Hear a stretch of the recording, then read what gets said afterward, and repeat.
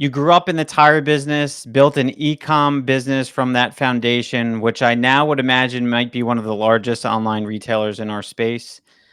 Jared, welcome. So, how did you come up with the idea for a tire agent? Actually, it was a culmination over time. So we started out as like a search engine. And then after a search engine, we pivoted to, I think it was the TW protection idea, right? Which was a road hazard. And then from there, we went into mobile tire install. Then we went to ecom. And then from ecom, we kind of just like expanded from there. I kind of always, what's funny is I had this idea when I was much younger, like in my early 20s. And then I never really did it, kind of put on the back burner. And then as I kept pivoting, because I kept failing ideas, I was like, well, let me go back to what my original idea was from like over like 15 years ago. And then we kind of just spiraled it from there. And that's kind of how it came about. Wow, that's an amazing story. So, we've tried this once before, meaning we did record a podcast back in 2018 under Tire Recruiter, and I think at that point of time you may have still been under T&W, but um, the constant failure, right, as Yeah. in pivoting Well, is you something I forgot could to certainly mention, relate with. you forgot to mention I had more hair back then too. You had more hair. Me too. We both going a little bit more on the receding side. So that constant iteration and pivoting and figuring it out. And if we fast forward to today, is it fair to call you folks probably one of the biggest online independent retailers in our space today? Yeah, I think so. I think so. And what's even like more, I call it impressive, is we've done it without the help of any marketplace. So we do not sell a single tire on any marketplace. No, no eBay, no Amazon, no Walmart, none of those. Not there's anything wrong with it. It's just not our business model. But yeah, we've done it all on our own website. So what talk us through like the iterations of all the other tries and why you came back to just what I guess made you come back to being an online retailer. It really came down to the fact that when you have investors, one of the biggest things you have to be, cognizant of is, you're expected to scale, Mm, right? And it's really hard to scale certain businesses. For example, like take mobile install, right? In order to scale that, you have to put a new van in every territory that you want to expand into. So totally doable. And folks have done it all over the world successfully, but you can't grow as fast with physical labor that you can online. Now, they both have their different challenges, right? Like when people look at an online retailer, they're saying, "Oh, well, it doesn't take a lot of money to throw it up there." Yeah, it does actually. It takes a lot of money. I mean, we have you have engineers. There's a whole bunch of different things that go into it. And then you're investing. And maybe you're not investing in, vans, but you're investing in media buying, right? Like it's all different, right? It's like one hand to the other. But you could scale quicker than you can with physical locations. Like that's the reality. Um, and so when I had investors, I just had to think to myself, like, how do I give them the best return on investment and quickly? And that's kind of how I came to the conclusion of going more digital. Now, digital, what I did not anticipate, has its own set of challenges. Like when you have a brick and mortar store, physical location, you have, employment challenges. hmm But in digital, you have a skill set challenge, right? You got to find very unique skill sets that you can't typically find with just someone meeting them off the street. So then there's, messaging that's very different. It's a very different animal. But if you can crack the code, you can scale. But that's just been my perspective. But coming from the old school, tire world, being a distributor and working in retail and all that stuff, I was able to take a lot of my knowledge from that and kind of move it into Tire Agent. And with Tire Agent, what I like to always think is when people call in to us, when people are talking to our customer service agents, I want them to feel like they're talking not to just a random person on the phone, but they're talking to a knowledgeable person, similar to when you go into a brick and mortar store. So I try to bridge that gap as much as possible. Yeah, so like the counter sales, I've always heard like makes a lot of influence in terms of the buying decision of the consumer. So how are you at Tire Agent kind of rethinking of the way that individuals are actually buying tires?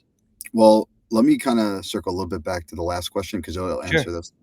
Because I was just kind of going through it with my director of operations, but like it's not uncommon for us to see a customer on the phone with our agents for 20 minutes. Now, can Wow. you imagine a customer in a brick and mortar store talking to a counter guy for 20, 30 minutes on the phone while there's a line of people? Like Sure. that just seems like a very impossible task, right? Sure. With us, we want to make sure that no customer feels rushed.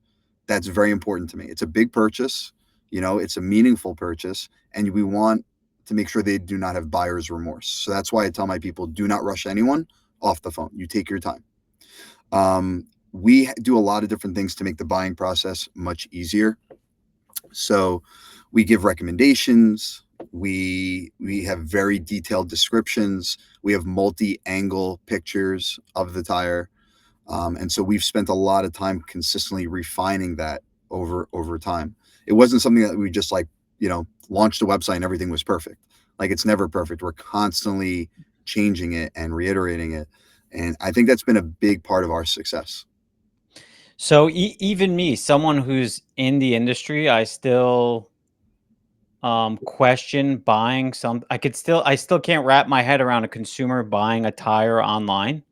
So in terms of like market potential and market growth, Yeah, I would imagine it's just gonna the potential of the market's just only gonna grow exponentially over. I don't know if exponential is the right word, but yeah. really has tremendous growth potential because even someone like me that's in the industry has that mindset of no, I want to go to a retailer and maybe get educated by a person, not the fact that the actual whole journey really exists online. Yeah, I Does. think like think about Europe, right? Europe has a much higher adoption than the United States with the amount of people that buy tires online. That's a fact from when I've done my research. So let's just say the U.S. market is, let's call it 17%, right? Okay. 17% of people buy tires online. When I first started, when I remember reading, it was like 6%. And Okay. then I read it again, it was like 12%. And so let's call it now like 17% because now it's been a few years.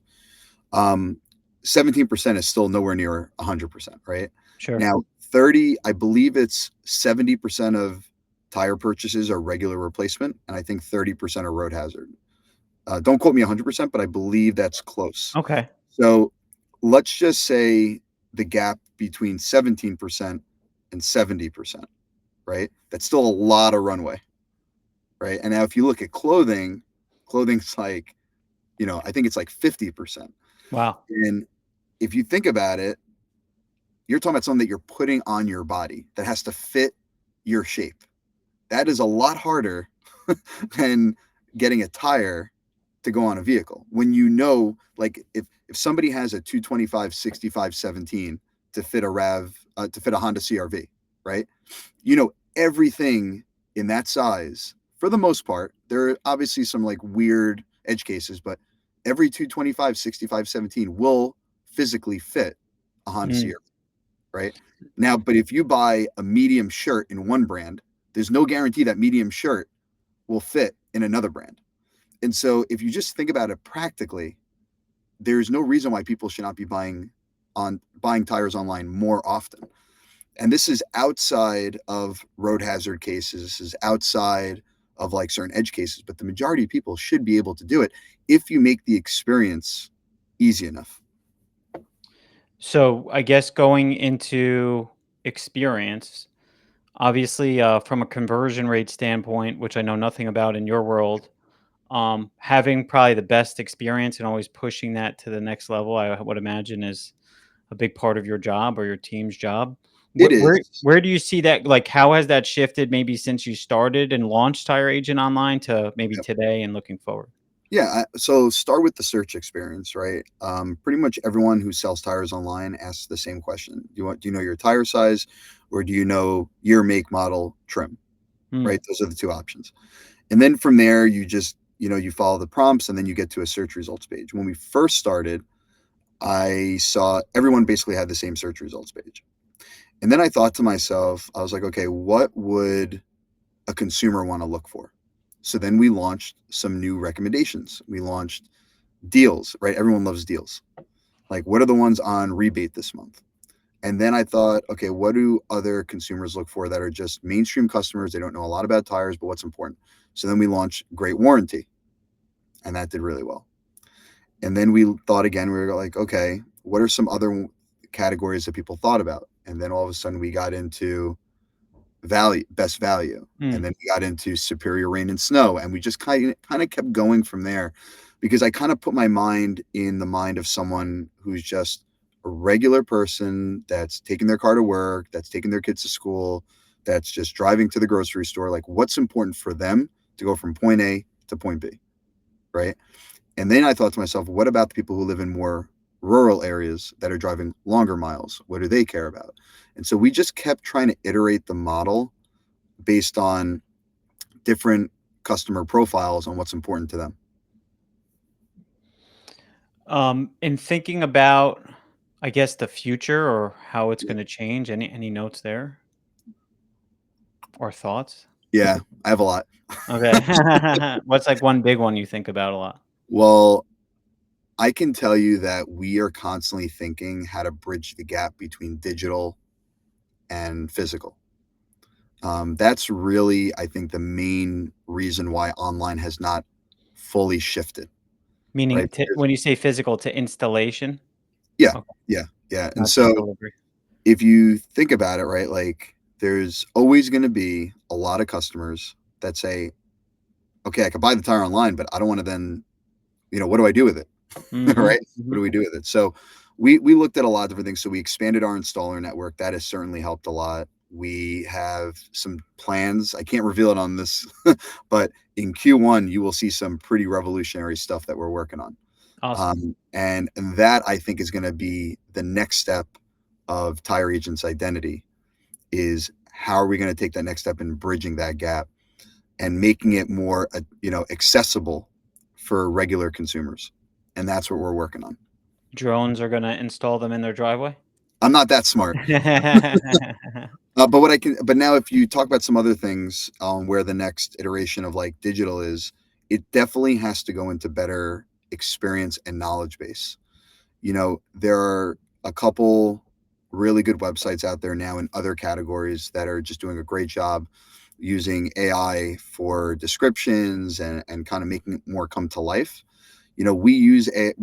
We do use AI in terms of product descriptions, but we have editors. Like, it's not like we just take the AI and we post it. Like, we want to make sure that it makes sense. It's relatable. But you got to make the descriptions and the pictures come alive. And so we're definitely looking at some like visualization tools is what we're looking at for one aspect of our business. We don't know when we're going to launch that, and so that one I'm happy to talk about because that's something on our Sure. mind. We don't know what we're going to do with it, but I think visualization is definitely a big part of it now, which is interesting because brick and mortar does not offer visualization, right? Mm, Like, even if you go into I mean, some cases they do, but you go into a typical brick and mortar store and and someone's pitching you on, let's say, a name brand tire. It's not like they take that tire and just put on your vehicle and be like, how do you like it? You want us to take it off? I mean, you have the ride and in some cases, some brands offer, a test drive mhm. warranty, but the majority of people don't do that. No. And so you're kind of also guessing when you go into a brick and mortar store. You're Yeah. going simply off of pictures a lot of cases. Maybe you're seeing it more in person, but it's still visual. Like, you're not seeing it on your vehicle. So I think visualization is one thing that will definitely impact and kind of help bridge that gap. And then we have some other things in the works. Speaking of the consumer, are they changing in any way, or are they I guess in terms of brands, right? Like, are they more price sensitive, you would say you're seeing versus previous, or brand loyal, or where do you Well, see the consumer kinda going? yeah, I think it's hard to Value? say because I think every online retailer has their own audience. I know people kind of like mix us all together, Yeah. but I generally don't believe that. I think your experience on your website dictates the customer that you bring in. And so, like, if someone's a pure price shopper, like pure price shopper, doesn't really care about education, doesn't really care about any of the value props, they're probably just going to whoever has the cheapest product online, right? And then certain enthusiasts are probably being driven to other websites. And then mainstream customers are more so going to other websites. So I think every online retailer has their own customer profile identity. I really don't think we're all blended the same. At least, like from my research, it does not appear that way. Maybe other people have other research that can contradict that, but I have not seen that. So, from our customer standpoint, we have a pretty even mix between tier one all the way down to tier four. It's not driven in one category or the other. So we're pretty well diverse in that aspect. Our customer base, what we found, does care about quality, and I like that. Like we purposely have made that a point for us. That's why we don't rush people off the phone. We really want them to feel educated in the purchase that they're making on like what is the difference between a tier one and a tier four? What is the difference between a tier two and a tier three? You know, like we don't want people to just make a quick purchase, they put it on their vehicle and then they regret it. Like that's not the goal of what we're trying to do. And if they don't purchase on that first phone call, that's okay. Like let them have a good experience, let them take their time and let them purchase when they feel the time is right. And that's how you win the customers and that's how also you get them to buy the better quality stuff because you're educating them. It's all about education. That's one thing I think I'm surprised about. You brought up the phone, this is the second time. So you have a lot of phone calls, it sounds like? They're Oh not yeah. just seamlessly buying them online, it's they're actually calling and inquiring. Yeah. I mean, phone, chat, email, social media messages, right? Okay. Like, we get it all over the place. But we try to respond like for email. I really try to be conscious of this. I try to make sure we respond incredibly quick, like shockingly quick. Like Mm, that's important to me. When I hear that the phone calls are past a certain threshold of time, I'm on it. Like if I have to hire more people and train people, we do that.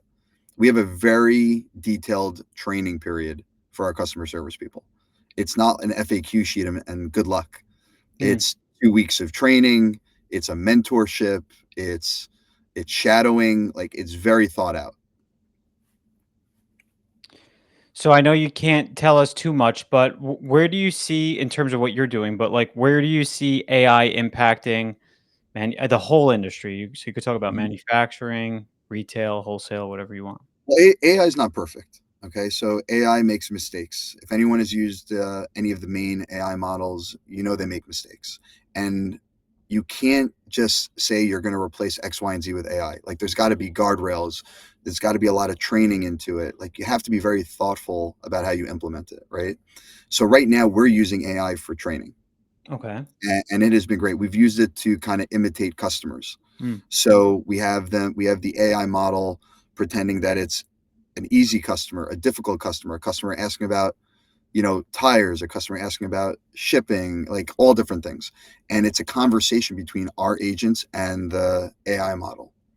And so that's been very helpful because it's very important that, you know, if you're in customer service or you're in sales, you're not just being pushy, right? It's very important that you're um, you know, learning empathy and you're learning how to, you know, de-escalate if that ever becomes a thing, or you're learning how to um, educate, right? There's so many different aspects to sales, right? It's not just saying buy this. So we're using it mostly in training. that's We're great. yeah, we're using it a lot in referencing our SOPs so that the agent knows what resource to use from us to give to the customer. Um, and we're looking at some other possible things. We did pilot at one time an AI chat for like a very small period of time. Disaster. So, you know, we did that once and I didn't really like What it. does that mean, like an automated agent, you're saying?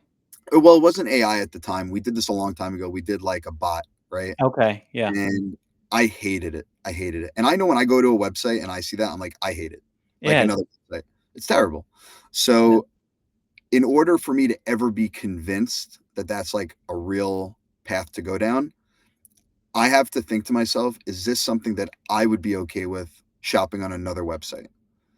As of right now, My answer is no. I'm I not think comfortable. the whole point is though you shouldn't be able to tell if it's a bot or not, right? Yeah, and that's problematic to me, Yeah. right? Like You're saying that the company should tell you that it's a bot or upfront or be transparent about it I or don't. Yeah. So in general, my philosophy is the more transparent you could be to the customer, the better, right? Like that would be almost like think of it this way: customer comes to the website and the customer looks at a tier 4 tire, and then you look at, let's call it a Pirelli, a Michelin, a Bridgestone, whatever it may be, a tier 1. To say that that tier 4 tire is as good as a tier 1 is just a blatant lie, right? So if I'm ever going to introduce AI as an agent, then I want the customer to know that it's a digital agent. that's AI. Yeah, Yeah. I don't want to be in a position where they're being misled. I'm just not okay with that. I'm not okay with it. Now, the main thing is I don't want to go too deep into it, but the main thing is just in general, I think a retailer, if they have an obligation to just be transparent with customers with everything that you're doing. If it's obvious, like I don't want them to feel like they're talking to a customer service person and then it's like I'm having a bad experience, Hmm. right? That's not okay with me. Like I very much pride myself on customer experience, happy customers, repeat customers. That's very important to me. A lot of our businesses repeat, and you get that by just treating the customers with respect and honesty. And so that's the way I kind of go about my business. And congratulations on not only being so transparent and ethical, but I think you had your biggest Cyber Monday I saw you post. Oh my God, November has been our biggest month in history. In Wow. history. So thank you. What do you attribute all this amazing growth to other than what you're doing? But what do you really think it comes down to? Team, team. I was going to write a LinkedIn post about this actually, but like for Let's the do it now. first for the first time in my career, it just feels like when you're early stage and you're growing, right? It's a little bit hectic, and everyone is passionate, but sometimes you have ideas coming from different angles. Hmm. For the first time that I can remember, it feels like our company has like one mind. It Wow. feels like we're going in one direction. We're all completely aligned. Like people are buying into all the ideas at the same time. Like it's just clicking like so perfectly, you know? And that's a great feeling to have because you can have a team and you can have disagreements and you don't want yes men. Like to be very clear, you don't want people that are just going to say yes to everything.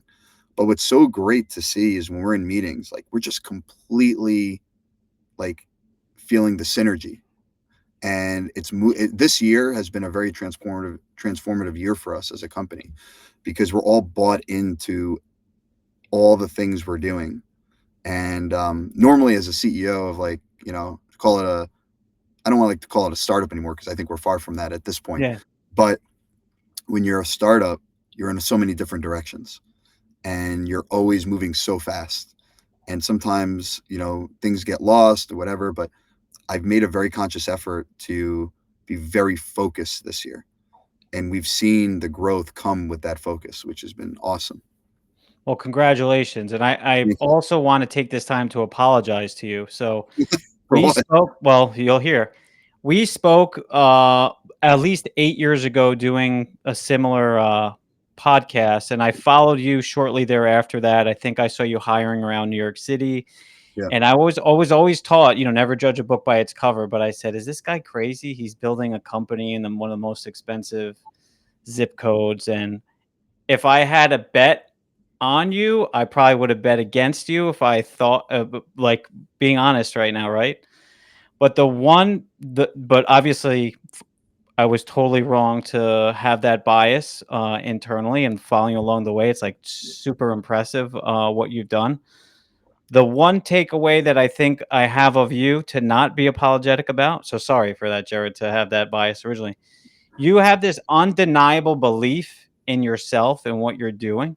And I think as like a leader, that's just like through that osmosis. And I've never met anyone right on your team that Yeah. works for your company, but I think you truly do, right? You went through all those pivots. You truly do believe in your mission and vision, And that's just so important for getting there, going through all those hurdles, going through the initial phases, and reaching the point where you are today. So yeah, kudos to you, and apologies I Well, wasn't an original it, believer in you, but man, you made it. it's okay. You are part of a big group.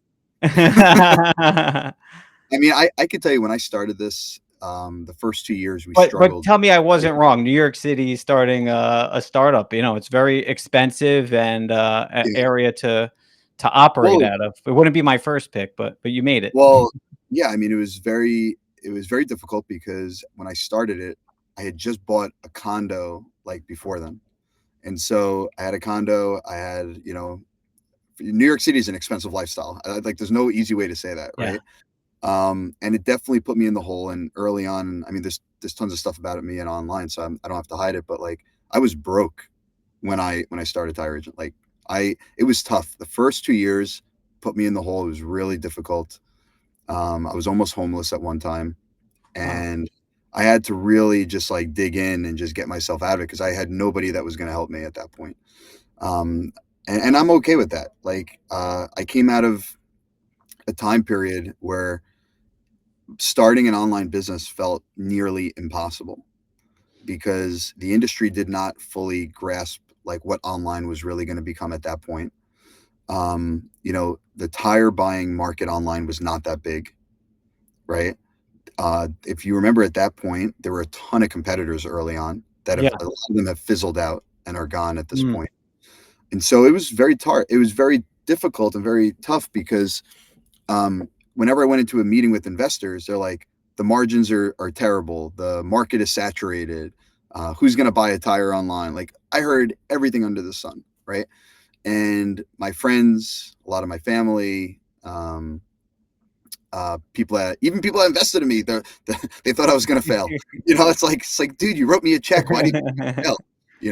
And what I kind of always believed is that the market is so big, and I felt like my knowledge was so wide that even early on, if I could survive off the crumbs, I would figure it out at some point, right? I had a very clear understanding of like the industry, but I can tell you that my knowledge base today is far deeper than it's Sure. ever been. Because even where we are today, what I'm learning is like my knowledge was on the wholesale side, right? And some of the retail physical location side. But today, my knowledge base is not just on that. It's on that. It's on e-com. It's also on, uh, uh, you know, online tire industry, which is very different than, just regular tire industry. I've learned a ton about manufacturing. I mean, I have now, I feel like full circle of the industry. And logistics has become like a cornerstone of what we do because if you Mm. can't get the product from point A to point B, I mean, you're done. And it's not just as easy as shipping with UPS or FedEx. Like, it is so much more complicated than that, so much more. And I've had to teach myself so many different parts of different industries. So when I started, did I think we were going to build a company this big? I honestly didn't even think about it. Like, I just wanted to be able to afford food at that moment. But then we got to a point where it's like, okay, we're starting to hit traction. I definitely believe in it, in myself, even if other people don't believe in me. Like, I certainly do. And what I did was I hired people early on that got overlooked at their last jobs. So it felt like a bunch of us were like, I don't, I hate using this term, but we all felt like a group of misfits that didn't Mm. really fit in anywhere before. Yeah. And we all had something to prove and all had kind of like a chip on our shoulder. And so if you look at our team today, I mean, a lot of the people have been in this company for years now. And we're Which is continuing to, also pretty rare, not rare, but kinda rare in a lot of and some companies have great retention in the tire yeah. industry, but it's quite the mix, right? So kudos to you on that as well.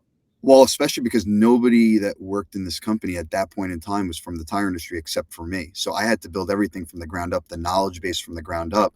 And if you look at the New York tech scene or the, startup tech scene, you will find that a lot of startups have a very hard time retaining talent. And they have to do all these things to retain talent. And I just simply have retained talent from really just doing two very simple things: treating people with respect, making their voices heard, and building just a really good culture of people that all have very um, similar mindsets on where we want to get to.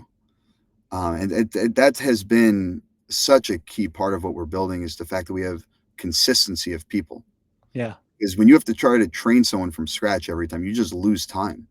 totally. And we're moving so fast. And I can still tell you, even as big as we are today, I read every review that comes in to the company, and I make sure that like I take action when I see patterns developing.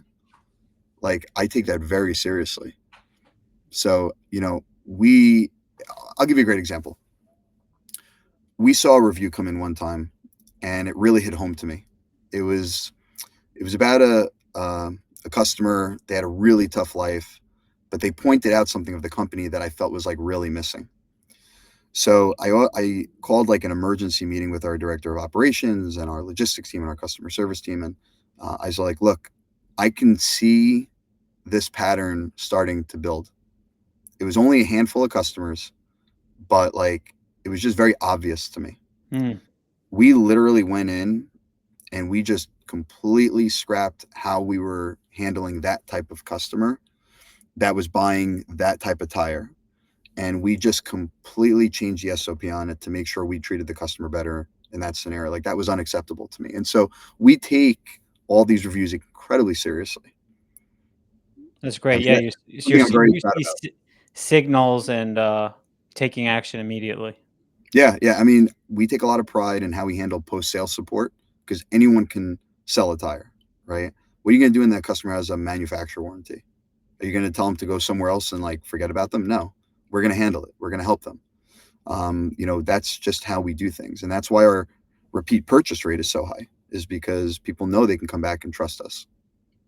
Yeah, that's awesome that you have the repeat. I didn't think about that. A lot of times I think of it as a single transaction, but when they need tires again or their second car, they're thinking about your Oh yeah, company. I've seen customers buy 3-4 times already by now, and we haven't even hit our like peak volume yet. Like we didn't really start to gain like massive traction until 2 years ago. So Mm, people are already repeat purchasing, and it's only been like a few years, which is great. They're buying it for their son, their daughter, their partner, their cousins, right? Like it's just like a whole bunch of different things. We get a lot of referrals. I mean, we're getting a lot of repeat business. We're getting a lot of referrals, and it's because customers have now grown to trust us. We've built a really good name and good reputation. And one thing customers can always count on with us is that we're going to continue to improve based on feedback. Feedback matters to me. awesome. Well, Jared, we try keeping these around 30 minutes. I know we're going a bit over, but anything that you want to talk about or Yeah, man, any this is your yeah. time. Yeah, yeah. So any questions for me or anything that you Yeah, were thinking about during some other yeah. points of Well, the I mean, conversation? you're seeing the industry from a very different perspective than I'm Yeah. seeing it. You're seeing it from the hiring perspective. Yeah. So, where do you see it now, and where do you see it going?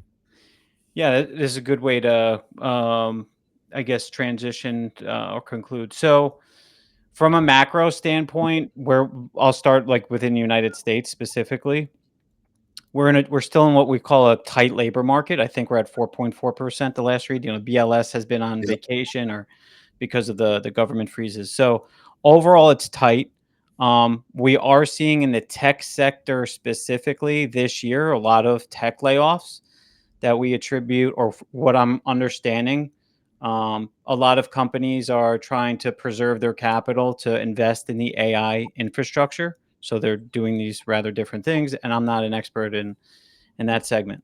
In terms of the economy as a whole, you probably keep hearing like this K shape, right? Yep. So the McDonald's CEO was on, it was like MSNBC or one of them or CNBC, not maybe about a month ago, and he basically said they're seeing the 100K or less salary household incomes really get impacted by the inflation rates that are currently at. So, like they're skipping breakfast, let's say at McDonald's. That's a real trend that they're seeing. Um, so the overall economy, I think, supports that K-shaped story, and I think that's important from a job standpoint and what we're seeing. So blue collar, kind of as a macro. is something that we always see strong need for within companies, right? I Yep. think Ford has some massive amount of mechanic openings, for example, right? I think it was like 5,000 or something like that. Yeah, there's major demand. We don't have the pipeline in the tire industry, as you know. It's like a huge issue, right? Yep. But now going maybe more towards the um, going like bring it down to the tire industry specifically, we've seen the tariffs, I would say, have the biggest impact in terms of margin compression from a manufacturing standpoint. So manufacturing for this year, I think we've seen a lot of companies, if they haven't laid off, they are strategically maybe not refilling some of their positions and doing more with less, which Yep. unfortunately I feel like um, in some instances we may see like a COVID effect where it's like too much pressure on the current team and lead to burnout. Only time will tell. But I think we're seeing much more strategic hiring when it comes to the manufacturing front if they're not laying off already. Of course, there are some manufacturers that are growing Yep. and scaling their teams. Usually, these are more of like tier three, tier fours. I think from a retail perspective, I think it's just steady as she goes. I don't think we're seeing any mass one way or the other, right? If it's expansion, it's expanding. I think the BLS did show year over year growth in terms of automotive retail employment growing. I think the last readout they did was August over August. And as far as manufacturing, a slight dip. But I think it kind of all makes sense. Does that make sense for maybe what you're seeing from your seat? Yeah. Well, it's interesting. AI, from my perspective, I don't see it. I can only speak from the tech side, right? On the Yeah. tech side, I don't see it really eliminating jobs for us, really. What I do see is it's maximizing the output. Well, stop. Hold there 1 second. Like not eliminating jobs. So from our from what we're being told, like Salesforce, they said Yeah. the CEO famously said, "I need less heads." Right? Pretty Yeah. non-empathetic to his current team. But now, from a tech standpoint, these junior roles, these guys that are just and gals that are just graduating college with their software engineers, I've Yep. heard anecdotally it's much more challenging for them to get roles. For example, wouldn't that be the same for any junior kind of tech role Yeah. So replaced by junior. AI? Yeah. Well, we don't hire junior engineers. Okay. It's just us. But yeah, I could see what you're talking about. I'm talking about from like my perspective, from my Sure. company. Like we see the output of each person magnifying. Like people Mm, could do more, sure. right? Yeah. And so what it has done is it's allowed us to kind of what you were saying, like slow the hiring more than anything else. But really, it's like one person can now do the job of like multiple Sure. because AI can just it can widen how much you can accomplish in like a day. If you know how to use AI. And I Yeah, think yeah, that's yeah. a growing That's right. period that we're seeing right now in the tire industry. There's companies like yours that are truly trying to figure out how to leverage it internally, where, dare I say, most, if not a lot of the folks that we speak with are not really trying to use it every facet they can, including my own team, right? We still struggle how to properly implement it and Actually, magnify you what we're just doing. brought up something Yeah. that's super fascinating. I never thought about it before, but when I talk to companies, you always hear about companies on how they're using AI for customer facing, Mm, right? But not enough people talk about how they can use it internally because your operation side of your business is your foundation, sure. right? Yeah. That's how you service the customer. That's how you produce all the outputs. Well, And you so even brought you, up training before, right? I think that's a right, phenomenal way for if you're a manufacturer, sales, train your sales reps all the way down wholesale, retail, co-piloting also. exactly. Yeah. Co-piloting is huge, and people don't even really talk about that much. But imagine like you have a customer service person, they're working with a customer on the phone. I'm speaking randomly. I don't have this technology, but like imagine that a customer is talking to a customer service person, it's transcribing and recommending sources right on the fly. Like we're looking at something similar to that, but not that exactly. Like something similar. We've been looking at things, but like that's an example on how AI can produce a better output, right? So that's important to me. But every time I talk to companies or I get pitched from other companies, they're like, "Oh, this is how you can use it to help customers," and I'm like, "Okay, but I don't want to solve for that right now. I'm trying to solve for how I can make my internal team better to help customers, not so that a customer can just talk to like a bot, Sure. right? Like those are very different things to solve." Now, maybe we get to the point where AI is so advanced that it's better than a customer service agent with solving problems. And if that's the case, awesome. Can't wait People to aren't see. gonna care, right? They're not Yeah. gonna care either. Yeah, But I have yet to see technology that is as good as a person with talking to a person. I just have not seen that yet. If we get to that point, that would be amazing, and that will probably solve a lot of headaches. And maybe then you could talk about a reduction in headcount. But I think we are not there yet at all. Not from the things I've seen. sure. Yeah, I agree. I mean, in our case, as recruiters, all these tools are supposedly replacing us as well, but that human to human interaction and understanding why someone wants to transition and um, the heartstrings, right, and what their true motivators are, AI is not there for us Yeah, to either. it's probably great for you for like research Sure. and to do, to review, simple tasks.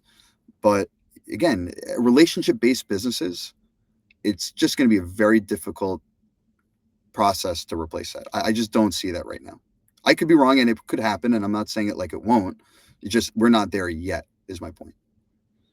Awesome. Well, hey, Jared, thanks again so much for Thank joining. If you. someone does want to reach out to you and get in contact with you, what's the best way to Oh, LinkedIn is by far the LinkedIn? best. Yeah. Yeah. Cause I'm very active on there, as you know. Awesome. Well, see you on LinkedIn and thanks so much for doing this, Jared. Have a great rest of your day. Thank you. Thank you for having me. Take care. Bye.